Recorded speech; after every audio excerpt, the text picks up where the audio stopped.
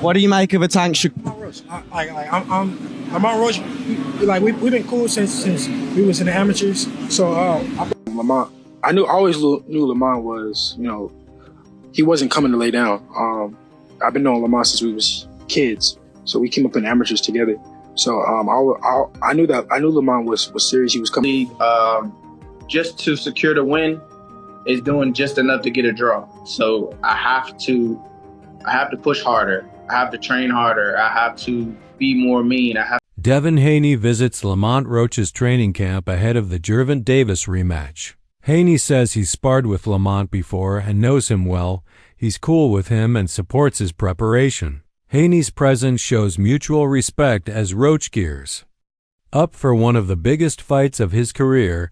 Devin Haney observed Lamont Roach's performance against Gervonta Davis with unwavering confidence, having shared the amateur ranks and trained alongside him. Haney knew Roach's capabilities intimately. Versus Roach fight. Do you think it's a fight that Tank should have at this point of his career?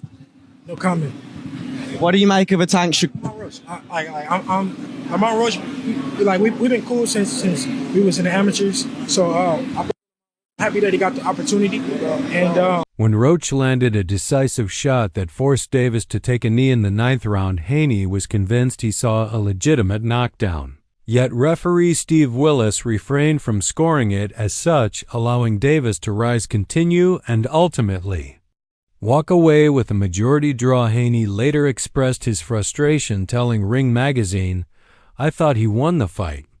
Behind the scenes, Devin Haney and Gervonta Davis have engaged in spirited sparring sessions, moments that surfaced once. Floyd Mayweather Jr. released footage of their training in action.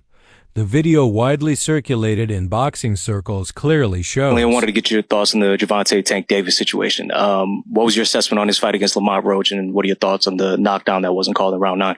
Yeah, I thought it was a good fight overall. Lamont, I always knew Lamont was, he wasn't coming to lay down. I've been knowing Lamont since we was kids, so we came up in amateurs together. So I knew Lamont was serious. He was coming in there to fight. But he did a lot better than I thought he would, and I thought he won the fight personally. Yeah, the no knockdown, that was like unheard of. It was the first time I've ever seen it with my own 2 eyes, and yeah. Yeah, you were, you've made some comments. I wanted to see the backflip, and I'm surprised Tank didn't say nothing back to you about that. Hey, I was just speaking my opinion on it. Davis landing clean shots on Haney with characteristic candor. Haney addressed the boxing community saying, "Everyone has their own stories about my sparring." He recognized that each fighter frames their training anecdotes to fit their own narrative. Haney's might emphasize his defensive wizardry, while Davis might spotlight his power. The rapport between Haney and Roach extends beyond the ringside. When Haney took legal action against the use of performance-enhancing drugs and publicly criticized Ryan Garcia as a cheater, Roach quickly aligned himself with Haney's stand. "Ryan is a cheater," Roach echoed, lending vocal support to Haney's stance. Their alliance demonstrates solidarity not only in competition, but also in principle. It's a powerful statement. 2 elite boxers standing by each other in matters of integrity, sending a message about preserving the sport's fairness. Their unity reinforces mutual respect and shared goals. Footage from Lamont Roach. Yeah. What happened? Who he sparred? Y'all know what happened, man. I don't know. He sparred Devin. It's packed, it's hot. They get in there. Tank hit that nigga. He hit him, boom. Then he hit him again, and he went out. I jumped in the ring because at the time Devin is 17. It calmed down, and they got back to working, Tank got a little bit more fatigue, and once they kept going, Devin got the best of him. Oh, okay. But in a real fight time with 8 ounces. A fighter delivering peak performance without compromise in last week's video from his Brooklyn camp. Roach is seen moving with tight footwork, crisp defense, and sharp jabs. Every round of sparring is treated like a career-defining moment. There's no room for complacency. Instead, he cultivates discipline and resilience for Roach. Every jab, counter, and combination is an opportunity to avenge the controversial draw, to prove critics wrong, and to cement his status as a legitimate contender in this rematch. Roach has taken an introspective approach in this camp, focusing on maximizing each punch's impact. Technical breakdowns show him not just throwing more volume but training with intentional aggression. He's working on punch placement, timing, and output intensity. It's as if he listened to the critique that he did enough but lacked finishing power. Now Roach appears determined to eliminate doubts. He's training harder, smarter, and with greater emphasis on making his work count. You know, we're grown men, and we could, you know, settle it in the ring.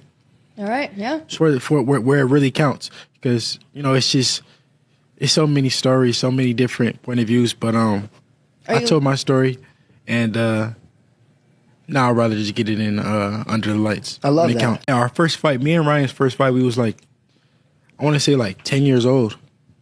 So we've been fighting since we was young kids. So did you ever build a friendship, or was it just? Yeah.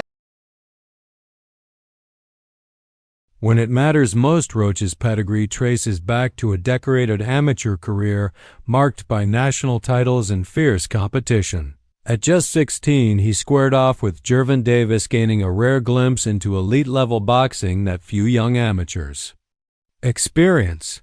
That early exposure helped him build a foundation of composure and respect for the craft. Since turning pro, he's leveraged that shaping experience, developing a tightly wound blend of technique, ring IQ. I'm not too into the political side of whatever they got going on. I think Brian's a cheater. I speak out against that. That's dirty. I don't care about nothing else that's dirty in our sport.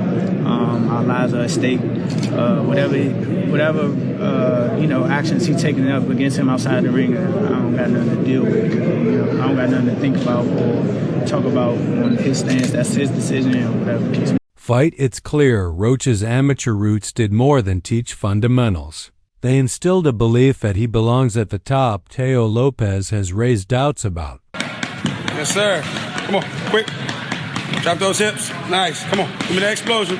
Rip. Good. There it is. There it is. Come on. 10 seconds. Breathe. Come on. Come on.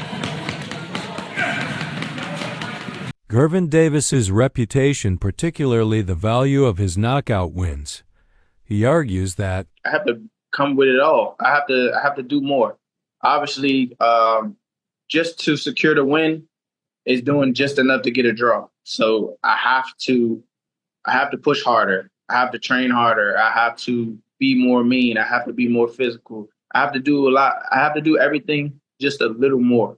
And I think that will definitely put me over the hump, and I'm more than motivated to get back in there, get back in the camp, and work hard so I could secure a victory over a pound-for-pound fighter, in which I believe that I am. Davis has mostly fought boxers who weren't truly tested or experienced, implying that Davis's record might look more impressive than it actually is. From Lopez's viewpoint, the true measure of greatness comes from facing elite-level competition. Contender, man. Roach had a very impressive amateur record, man. Boasting 125 wins and 15 losses. 2 of those losses coming by Tank, man. Also, when him and Tank fought, Roach was 15 and Tank was 16 at the time. 3 years later, 2013, Roach actually won his National Golden Glove Championship. And he was also USA Boxing Youth National Champ as well.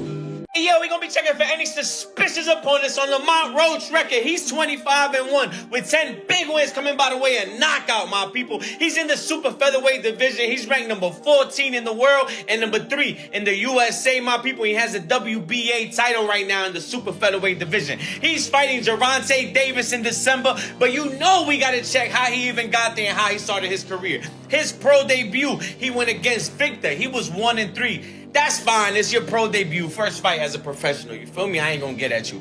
Next person was 1-6.